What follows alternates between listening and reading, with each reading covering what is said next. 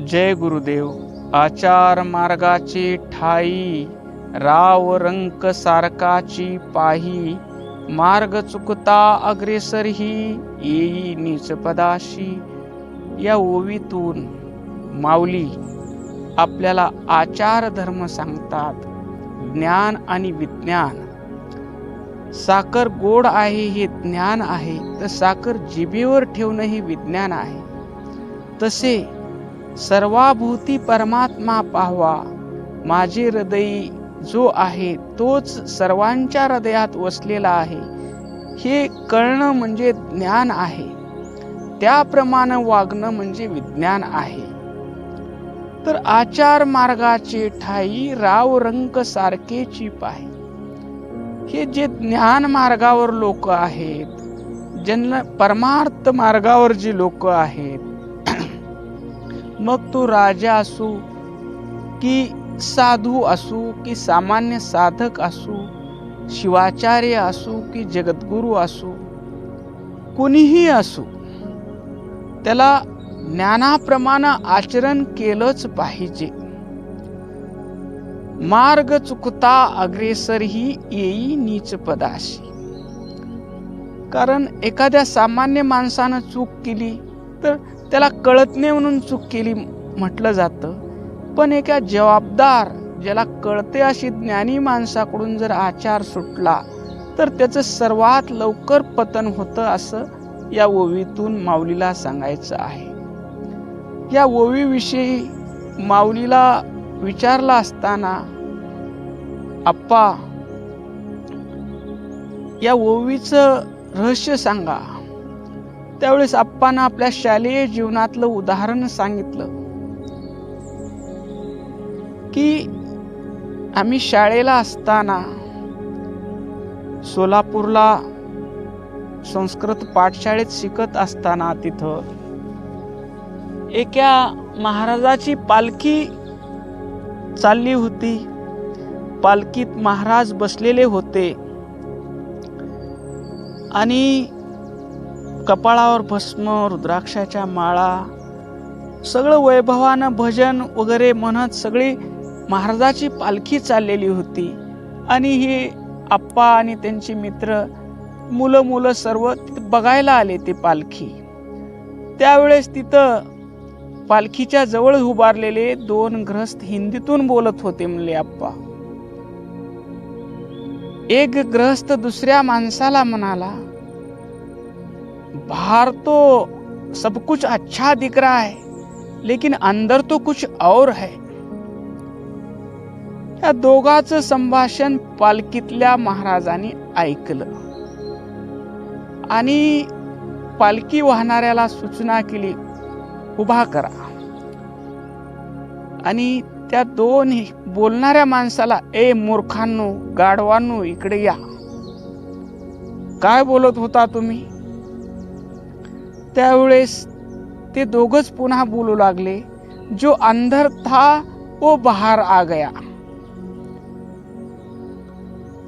तसं माऊलीनं सांगितलं, कीर्तन करणं, प्रवचन करणं, ह्या गोष्टी सांगणं सोपं आहे, पण त्याच्याप्रमाणे आचरण करणं महत्वाचं आहे. निंदा आणि द्वेष कदा न करावा, सर्वाभूती पाहावा भगवंत. आपण म्हणतो, कीर्तनात अभंग घेतो, कुणाची निंदा करू नये, कुणाचा द्वेष करू नये, पण आपण वास्तविक जीवनात असं वागतो का? आपल्याला सर्वाभूती भगवंत दिसतो का? हा प्रश्न महत्वाचा आहे. यासाठी आप्पा नेहमी म्हणायचे, सावधान, स्वतःकडे पहा.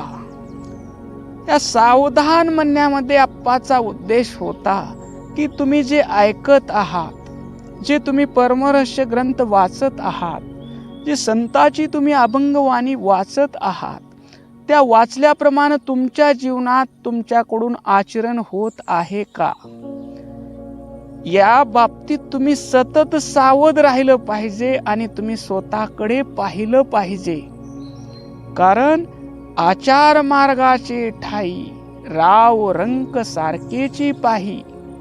कारण इथं कुणालाही क्षमा नाही. ज्याचं आचरण चुकलं त्याला शिक्षा आहेच. रावणासारखा महान शिवभक्त कुणी नव्हता, पण त्याचं आचरण चुकलं. परस्त्रीकडे त्याची वाईट दृष्टी झाली, म्हणून तेवढ्या मोठ्या शिवभक्तालाही आचार मार्ग चुकता येई नीच पदाशी. आणि त्याचा मार्ग चुकल्यामुळं त्या रावणाला त्याची भक्ती कामाला आली नाही. त्याला श्रीराम प्रभूकडून युद्धामध्ये मरण पत्करावं लागलं. तर या ओवीतून माऊली आपल्याला इतका संदेश देतात, तुम्ही जे ऐकलं आहे, तुम्ही जे वाचलं आहे, त्याप्रमाणे तुम्ही वागा. आमच्या गुरु माऊलीच्या 100व्या वाढदिवसाला लोकांनी म्हटले, आप्पा तुम्ही आयुष्याची 100 वर्ष तुम्ही दिलेली आहेत, आम्ही तुमच्यासाठी काय करावं. त्यावेळेस आप्पा त्या प्रवचनात म्हणाले, या देहाकडून 100 वर्ष सेवा जी झालेली आहे त्या सेवेचा हा सत्कार आहे, कार्याचा गौरव आहे. आणि मला जर तुम्ही काही द्यायचं म्हणत असाल, आता उतराई तेची होणे, जे सांगितले तैसेची राहणे, तुवा असणे ब्रह्मस्थिती. आता तुम्हाला जर उतराई व्हायचं असेल तर मी सांगितलेलं आहे, तुम्ही ज्या शिवाला शोधत आहात तो शिव सर्व प्राणी मात्रामध्ये व्याप्त आहे. सर्वाशी तुम्ही प्रेमानं बोला, प्रेमानं राहा आणि सर्वांतर्यामी त्या परमेश्वराचं दर्शन करा. सांगितले तैसेची राहणे, आम्हा पावले तुझे देणे. तुम्ही असं जर वागलो तर आम्हाला तुमचं देणं मिळालं.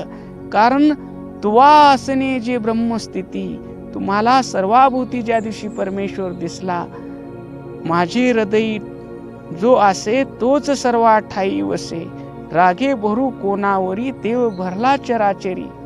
अशी तुमची वृत्ती ज्या दिवशी झाली त्या दिवशी तुम्हाला ब्रह्मस्थिती प्राप्त झाली असं माऊली म्हणतात. ओम शांती शांती शांती.